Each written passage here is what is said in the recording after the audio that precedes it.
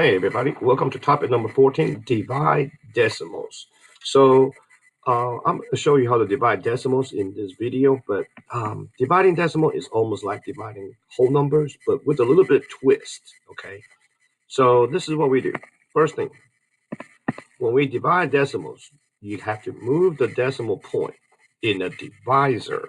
Okay, remember when we read out long division, divisor is on the outside. We had to move the decimal point in the divisor to the right so that the divisor is a whole number.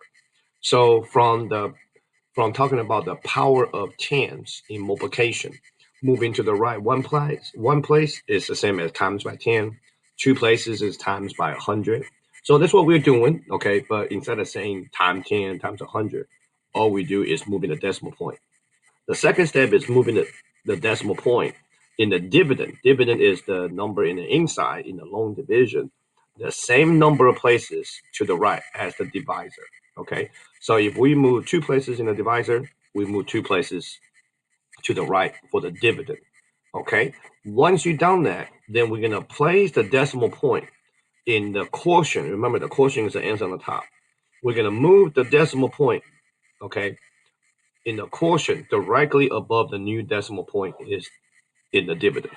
So if the decimal point has moved here in the dividend, you go ahead and put your decimal point on your quotient. So that means that decimal point will not be moved again. Okay, then we just go through division just like whole numbers. Okay, so the twist is the first three steps. You gotta move the decimals.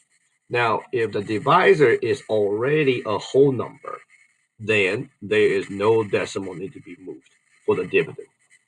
Okay, now the second little twist here is about rounding. So the problem I say, hey, divide this, round to the nearest whole number. In order to round the nearest whole number, you need to know the digit to the right, which means we will compute. You have to do your computation to the 10th, okay, the 10th place. So the whole number should go up or to stay the same. So you always got to compute one place, okay, after what you need to round to. So the problem want me to round to near 10th, I got to compute to the 100th place. So the 100th place will tell me the 10th place will go up or stay the same. All right, if the problem says round to nearest 100, means we got to compute down to the 1000th place. All right, so perform the following operation. So here I did not say round. So probably means this is going to, this problem will have a, will probably, what we call it a terminal, okay? Your decimal places will end at some point in time, okay? So if the decimal answer ends at some point in time, it's called terminal. So here I didn't say round, but the next example I say round. So let's do this one. This one should give me a terminal. The decimal place will actually end at some point. 28 is your dividend. 5.6 is your divisor. So first step, I need to move the decimal to the right so that my divisor is a whole number. One place to the right. So here I want you to rewrite the problem again. Here on the side. Makes it a little bit cleaner. So now the outside becomes 56. Inside is 28. The decimal is behind the 8. If I move one place to the right, this empty slot, we will put a 0 in. So technically inside is 280. Decimal is behind the 0. Step number 3, go ahead and put the decimal on the quotient spot. Okay, now let's divide. Okay, so right now, what is behind the decimal place? If there's nothing there, there's a 0 there. So how many 0 do I need to add? How many 0 do I need to add? Well, I don't know how many 0 I need to add yet. Okay, because this problem does not tell me what I need to round to. So I'm just going to add 1 so far, okay, just to see where my answer is going to end up. All right, let's divide like a regular whole number. But 56 cannot go into 2, cannot go into 28. You got to go into 280 at a time. So that means the first quotient go on top of the 0, which is in the ones position. 5 will go into 28 about 5 times, right? Because 5 times 5 is about 25. So 5 times 6 is 30, carry 3. 5 times 5 is 25, plus 3 is 28. So I'm ending right here, right? There's no other places I need because my problem stops here. So my answer is simply just 5. Okay, so that means I did not really need to add the 0 there, So 5.6 does go into 28 evenly 5 times. All right. Now this example, same thing, okay? Round to nearest hundredth. Round to the nearest hundredth means I got to compute to thousandth place. Okay, show you what I mean here. All right. 14.911 is a dividend. 1.23 is a divisor. First step, move the decimal for the divisor so that divisor become whole numbers. So I got to move it to the right 2 times. Okay, move to the right 2 times. So the outside become 123. Inside, move it 3 times. 1, 2, 3. Now the decimal is behind the 1. So that's 14911. Decimals here. The number 3, put up here. Put the decimal up directly above. So now, remember, this problem I need to compute to the thousandth. Okay, so that means I need 10th, 100th, 1,000. I need 3 more numbers behind the decimals. So I go ahead and add 3 zeros because there's nothing behind the decimal. So I add 3 zeros behind. So that helped me to remember, once I figure out this third digits here behind the decimal, I can stop. Because then I can round. I will be able to round my 100th place. All right, 123 will go into 149 one time. So the first quotient go on top of the 9. So that's in the 100th place. 1, 2, 3, subtract. So that gives me 26. Okay, good. 26 is good because 26 is smaller than 123. Bring down the next digit, 1. Okay, 2 times, right? Because there will only be what?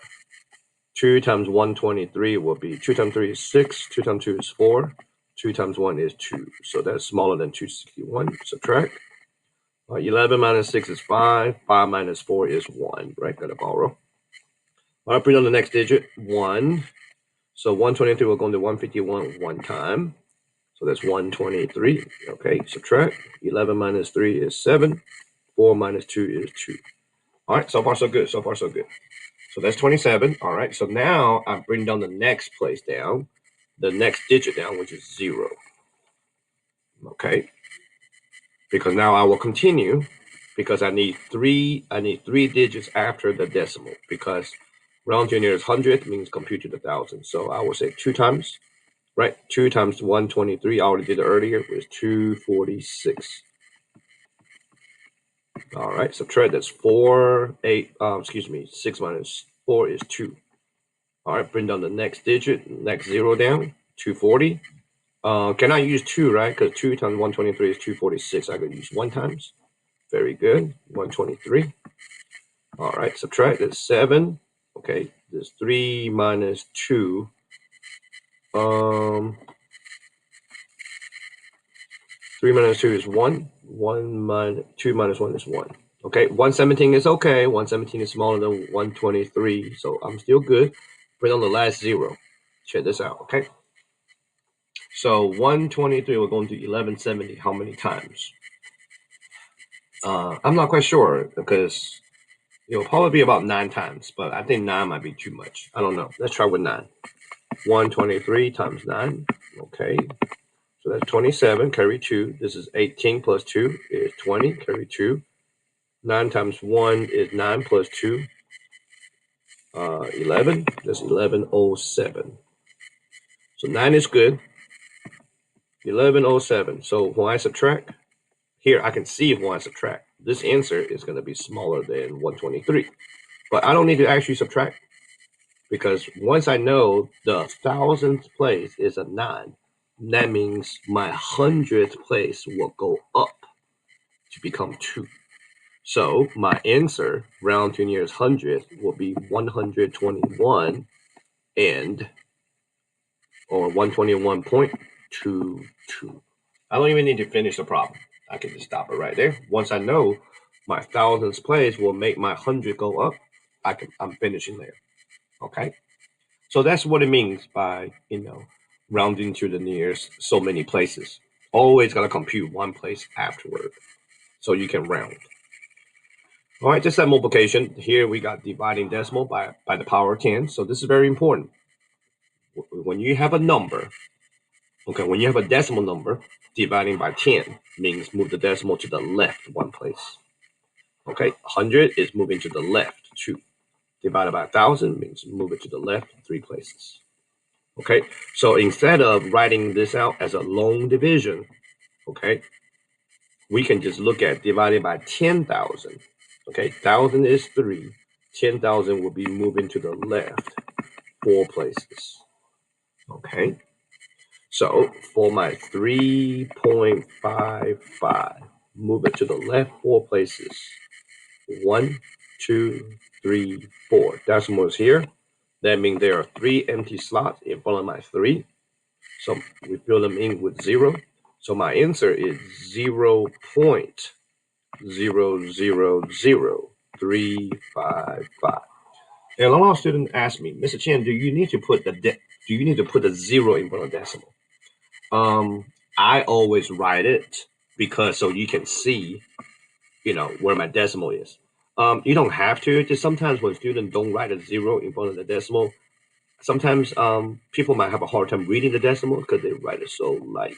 You can barely even see it.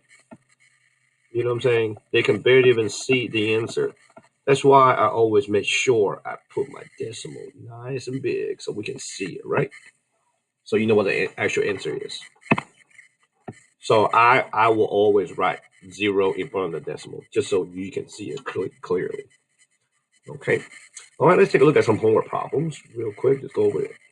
When dividing decimal by the power of 10 divided by 100 means we have to what? Move the decimal to the left 2 places. Okay, that's what you will write. All right. To divide decimal number, what is the first step outlined in the lecture handout? The very first step outlined is move the decimal point in the divisor to the right, so the divisor is a whole number. Okay. When dividing a decimal number, that needs to be rounded to the near 10th. Near 10th means the computation must be down to what place value? Near 10th means we're going to compute down to what? To the 100th. Okay, make sure you put a TH behind it. Consider the following division of decimal number. Tell me how many places does the dividend does the dividend need to move? Okay, to its decimal points. Dividend inside. Well, the inside, how many places do I move depends on my divisor. So here my divisor need to move 2 places to become whole number. That means my dividend would need to move that same amount. Consider the following division after moving the divisor and dividend accordingly. The quotient should be placed above which digits in the dividend. All right, so this problem is basically saying, okay, let's move our decimals for the divisor and the dividend the same amount. So when you begin to divide, tell me which digit the first quotient will go above. Okay. All right. So that will conclude our video on how to divide decimal numbers. Okay. So thank you for watching.